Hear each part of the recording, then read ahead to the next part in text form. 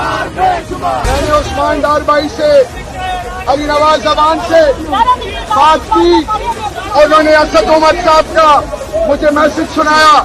اسد عمر صاحب اور مراد صاحب کی جو لیڈرشپ ابھی ڈیسائیڈ کرے گی، انشاءاللہ جی ایچ کیو جائیں گے. اللہ نکلیے اپنے بچوں کے ساتھ، اپنی فیملیز کے ساتھ، اپنے ساتھیوں کے ساتھ. آپ نے نکلنا ہے. ہمارے پاس ایک ہی راستہ ہے اب کہ ہم نے اب ہر حد تک جانا ہے ان کے خلاف. میں آپ ساروں سے کہتی ہوں آج نکلیے اپنے گھروں سے باہر. اس وقت آپ لوگ میرا ساتھ دیں، پہنچے آپ لوگ سارے غازی گھاٹ پہنچے. میں اپنے جنوبی پنجاب کے دوستوں سے کہتا ہوں، آپ تمام سڑکیں، تمام ہائی ویز، تمام پلیں جو کہ جنوبی پنجاب سے اور پورے پنجاب سے گزرتی ہے بند کر دیں. اگر خان نہیں تو پاکستان نہیں. آپ نے سب نے آج باہر نکلنا ہے. ملک بنانا ریپبلک بن گیا ہے.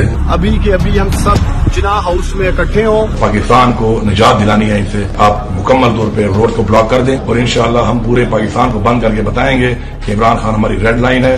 عمران خان کو جو ہے وہ اغوا کیا ہے، یہ ڈرٹی ہیری کو بچانا چاہتے ہیں. آج پاکستان کی قوم کو جو ہے وہ انہوں نے للکار دیا ہے پکڑ کے.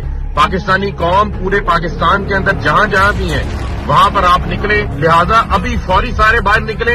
میں بھی وہاں پہ پہنچ رہا ہوں، آپ بھی پہنچے. ڈاکٹر صاحبہ سارے جو ہے وہ فورس کمانڈر جا رہے ہیں ہاؤس پہ. یہاں پہ کوئی نہیں کھڑا ہونا چاہتا، سب چاہتے ہیں کہ وہاں پہ جایا جائے. تو اکٹھے ہو گئے. بس آج ریڈ لائن کراس ہو گئی ہے. قوم کے جمہوریت کے ساتھ بدماشی ہوئی ہے.